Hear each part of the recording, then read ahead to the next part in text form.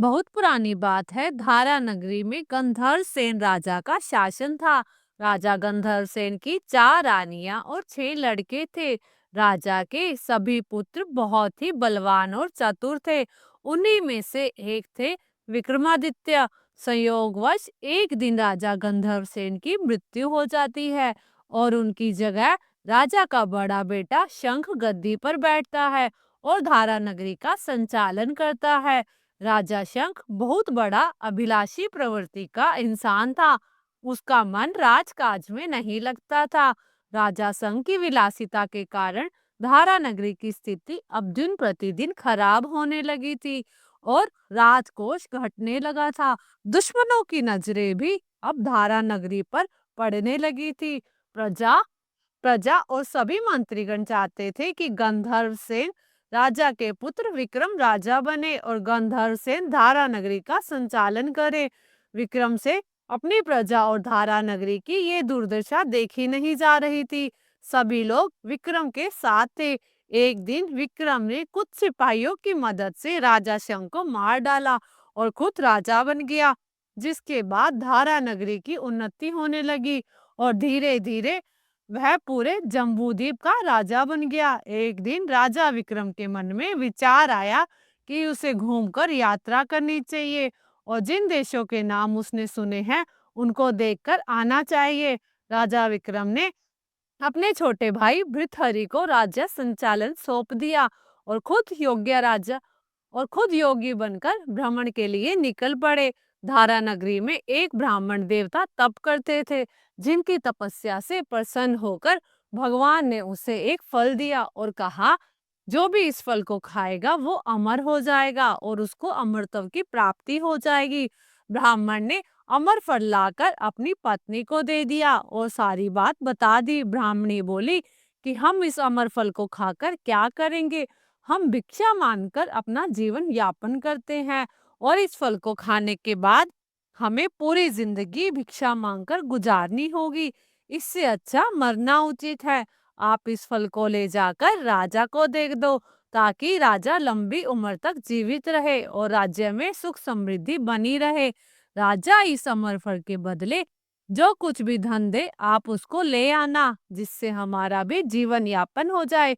ब्राह्मण अपनी पत्नी की पूरी बात सुनकर अमर फल ले जाकर राजा भृतहरि के पास जाता है और सारा हाल बताता है। राजा भृतहरि ने ब्राह्मण से अमर फल लिया और ब्राह्मण को स्वर्ण मुद्राएं देकर विदा कर दिया। राजा भृतहरि अपनी पति पिंगला को बहुत ज्यादा प्यार करता था। राजा वह अमर फल ले जाकर अपनी रानी पिंगला को दे देता है। रानी की मित्रता महल के कोतवाल से थी। रानी भी कोतवाल को मन ही मन बहुत प्रेम करती थी। इसी वजह से राजा के जाने के बाद रानी ने वह फल अम, इसी वजह से राजा के जाने के बाद रानी ने वह अमर फल कोतवाल को दे दिया। कोतवाल नगर की वैश्या से प्रेम करता था, तो कोतवाल में वह अमर फल ले जाकर वैश्या को दे दिया। वैश्या ने सोचा कि वह इस फल को खाकर अमर होकर क्या करेगी। वह इस पापी नरक समान जीवन को ज्यादा नहीं जीना चाहती थी। वह खुद इस अमर फल को खाए, इससे अच्छा है कि वह इस अमर फल को राजा को दे आए, ताकि राजा लंबी अवधि तक जीवित रह सके। यदि राजा जीवित रहेंगे तो प्रजा में सुख समृद्धि बनी रहेगी और सभी का भला होगा। वैश्य अमर फल को लेकर राजा भृतहरि के पास जाती है और उनको दे देती है। राजा भृतहरि अमर फल के बदले उस वैश्या को बहुत सारा धन देते हैं। जब राजा भृतहरि ने उस अमर फल को अच्छी तरह से देखा तो उन्होंने उसको पहचान लिया और उनके मन में सवाल आया कि यह अमर फल तो मैंने रानी पिंगला को दिया था। राजा भृतहरि सीधा महल में जाते हैं और अपनी रानी से अमर फल के बारे में पूछता है। तब रानी कहती है कि राजन, उसे तो मैंने खा लिया। तभी राजा भृतहरि वह अमर फल निकालकर रानी के सामने रख देता है। रानी उसे देख डर जाती है और पूरी बात राजा भृतहरि को बता देती है। जब राजा भृतहरि ने पूरी बात का पता लगाया तो राजा को ज्ञात हुआ कि वह सच बोल रही है। जिसके बाद राजा ने कोतवाल को बुलाया और कोतवाल ने पूरी बात बता दी। उसने यह अमर फल रानी से लेकर वैश्य को दिया था। जिसके बाद राजा भृतहरि बहुत दुखी हो गया और उन्होंने सोचा कि यह दुनिया एक माया जाल है जिसमें कोई भी अपना नहीं है। राजा ने अमर फल लिया और उसे खुद खा लिया और बाद में राजपाट छोड़कर योगी का भेष बनाकर जंगल में तपस्या करने के लिए चला गया। राजा भृतहरि के जंगल में जाने के पश्चात धारा नगरी की गद्दी खाली हो गई। जब भगवान इंद्र को उसके बारे में पता चला तो उन्होंने एक देव को धारा नगरी की सुरक्षा के लिए भेज दिया। वह देव धारा नगरी में ही रहकर राज्य की सुरक्षा करने लगा। जब राजा विक्रम को राजा भृतहरि की बात का मालूम हुआ तो वह वापस अपने देश लौट आए। जब आधी रात के समय राजा विक्रम धारा नगरी में प्रवेश कर रहे थे, तब भगवान इंद्र के द्वारा भेजे गए देव ने विक्रम को रोका। तब राजा विक्रम ने कहा, मैं यहाँ का राजा विक्रम हूँ और यह मेरा राजा है, और तुम मुझे रोकने वाले कौन होते हो? तब देव बोला, मुझे भगवान इंद्र ने इस राज्य की सुरक्षा के लिए भेजा है। यदि तुम सच्चे राजा विक्रम हो तो पहले मुझसे लड़ो और यह सिद्ध करो कि तुम ही राजा विक्रम हो। इस तरह दोनों में युद्ध होता है और राजा विक्रम थोड़ी ही देर में देव को हरा देते हैं। तब देव बोलता है कि हे राजन, आपने मुझे हरा दिया, मैं आपको जीवन दान देता हूँ। उसके बाद देव राजा विक्रम को एक कथा सुनाता है। एक नगर में एक ही नक्षत्र में आप जैसे 3 आदमी जन्मे थे। तुमने राजा के घर में जन्म लिया, दूसरे ने तेली के घर में और तीसरे ने कुम्हार के घर में जन्म लिया। तुम धारा नगरी के राजा बने, तेली पाताल लोक का राजा बना और तीसरा महान साधु बना। आपसी चतुरता और लोभ के कारण कुम्हार ने योग साधना के अर्जित ज्ञान से तेली को मारकर शमशान में पीपल के पेड़ पर लटका दिया और अब वह आपको मारने का अवसर तलाश रहा है, आप उससे सावधान रहना। इतना कहकर भगवान इंद्र द्वारा भेजा गया देव वापस चला जाता है और राजा विक्रम भी अपने महल में आ जाता है। राजा विक्रम को देखकर सभी बहुत खुश होते हैं और पूरी धारा नगरी में आनंद और हर्ष उल्लास का माहौल छा जाता है। एक दिन शांतिशील नाम का एक योगी राजा विक्रम के दरबार में आता है और राजा विक्रम को एक फल देता है। राजा विक्रम को शक होता है कि देव ने जिस इंसान के बारे में राजा विक्रम को बताया था, कहीं वह वही व्यक्ति तो नहीं है। यह सोचकर राजा ने उस फल को नहीं खाया और उसे भंडारी को दे दिया। वह योगी रोजाना राजा के दरबार में आता और राजा को एक फल देकर चला जाता। संयोगवश एक दिन राजा विक्रम अपने अस्तबल को देखने गए, जहां योगी पहुंचा और राजा के हाथ में फल दे दिया। राजा विक्रम ने बातों ही बातों में उस फल को उछाला तो वह फल राजा के हाथ से छूटकर धरती पर गिर गया और उसी समय एक बंदर ने झपटा मारकर उस फल को उठाकर फोड़ दिया। उस फल में एक लाल रतन निकला जिसकी चमक से सभी की आंखें चुंधिया गई। राजा विक्रम को बहुत बड़ा आश्चर्य हुआ और राजा ने योगी से पूछा कि आप यह लाल रतन मुझे क्यों देकर जाते हैं? योगी ने कहा, हे राजन, राजा, गुरु, ज्योतिषी, वैद्य, बेटी, इनके घर में कभी खाली हाथ नहीं जाना चाहिए। राजा ने भंडारी को बुलाया और सभी फल मंगवाकर उनको काटने को कहा। फल काटने के बाद सभी में से लाल रतन निकले। इतने लाल रतन देख राजा को बहुत खुशी हुई और जौहरी को बुलाकर उन लाल रत्नों का मूल्य पूछा। जौहरी ने कहा कि राजन, इन लाल रत्नों का मूल्य इतना है कि इनको करोड़ों रुपए में नहीं बताया जा सकता। एक एक लाल रतन एक एक राज्य के समान है। राजा योगी को अकेले में ले जाते हैं और फल देने का प्रयोजन जानते हैं।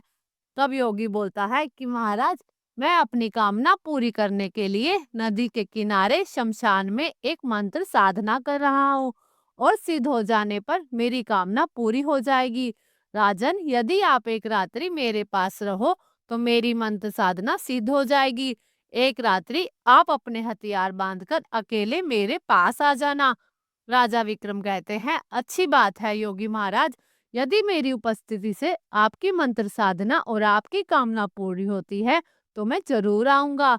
इसके पश्चात योगी कुछ दिन राज्य में बिताकर अपने मठ में चला जाता है। अब वह दिन आता है जब राजा विक्रम अकेले योगी महाराज के पास जाते हैं और योगी उनको अपने पास बिठा लेता है। थोड़ी देर बाद राजा विक्रम पूछते हैं, महाराज मेरे लिए क्या आज्ञा है? तब योगी कहता है, राजन, यहाँ से दक्षिण दिशा में 2 कोस दूर शमशान में एक मुर्दा लटका पड़ा है, आप उसको यहाँ लेकर आओ, तब तक मैं पूजा विधि पूर्ण करता हूँ। योगी की बात सुनकर राजा विक्रम मसान की तरफ निकल पड़ते हैं। रात बहुत अंधेरी थी, चारों तरफ अंधकार फैला था, भूत प्रेत शोर कर रहे थे और आसमान से पानी बरस रहा था। सांप आकर पैरों में गिर रहे थे, लेकिन हिम्मतवान राजा विक्रम आगे बढ़ते रहे। जब राजा मसान में पहुंचा तो भूत प्रेत आदमियों को मार रहे थे, शेर दहाड़ रहे थे और हाथी भी झिंगाड़ रहे थे, लेकिन राजा विक्रमादित्य बेधड़क होकर आगे चलते रहे। जब राजा पीपल के पेड़ के पास पहुंचे तो देखा कि पेड़ की जड़ से लेकर पेड़ के शीर्ष तक आग दहक रही है। राजा सोचता है कि यह वही पीपल का पेड़ है जिसके बारे में योगी ने मुझे बताया था। तभी राजा को देव की बात याद आ जाती है, जिसने बताया था कि योगी किस प्रकार राजा की जान लेने का अवसर ढूंढ रहा है। राजा पीपल के पेड़ पर चढ़ता है और तलवार से रस्सी काटकर मुर्दे को नीचे गिरा देता है। तभी मुर्दा जोर जोर से रोने लगता है। राजा विक्रम नीचे आकर पूछता है, तुम कौन हो? तभी मुर्दा खिलखिलाकर हंसता है। राजा विक्रम को बहुत आश्चर्य होता है। तभी मुर्दा वापस से पीपल के पेड़ पर जाकर लटक जाता है। राजा विक्रम दोबारा पेड़ पर चढ़ते हैं और रस्सी काटते हैं, मुर्दे को अपने बगल में दबा लेते हैं और नीचे आते हैं। राजा विक्रम बोलते हैं, बताओ तुम कौन हो? मुर्दा चुप रहता है, मुर्दा कुछ नहीं बोलता। तब राजा विक्रम में मुर्दे को चादर में बांधा और योगी के पास ले जाने के लिए निकल पड़ते हैं। रास्ते में मुर्दा बोला, मैं बेताल हूँ और तुम कौन हो और मुझे कहाँ लेकर जा रहे हो? राजा बोला, मैं राजा विक्रम हूँ, मैं धारा नगरी का राजा हूँ। एक सन्यासी योगी के कहने पर मैं तुम्हें उनके पास लेकर जा रहा हूँ। तब बैताल बोला, मैं एक शर्त पर तुम्हारे साथ चलूंगा, यदि तुम रास्ते में बोलोगे तो मैं वापस पीपल के पेड़ पर जाकर लटक जाऊंगा। तब राजा विक्रम बेताल की बात मान लेता है। फिर बेताल बोलता है, पंडित, चतुर और ज्ञानी के दिन अच्छी अच्छी बातों में गुजरते हैं, लेकिन मूर्खों के दिन झगड़े और नींद में गुजरते हैं। अच्छा है कि हमारा रास्ता अच्छी भली बातों की चर्चा में गुजर जाए।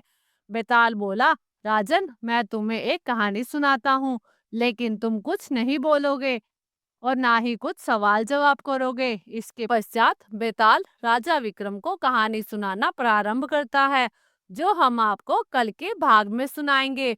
बेताल ने राजा विक्रम को उस एक रात में 24 कहानियां सुनाई थी। अंतिम कहानी उस योगी की थी। उन्हीं कहानियों को बेताल पच्चीसी का नाम दिया गया है। आगे आने वाले भाग में हम आपको विक्रम बेताल की कहानियों के सभी भाग सुनाएंगे, जिसमें आपको पता चलेगा कि बेताल ने कौन सी ज्ञानवर्धक कहानियां राजा विक्रम को सुनाई थी। अब तक की कहानी अच्छी लगी तो वीडियो को लाइक करें और चैनल को सब्सक्राइब जरूर करें।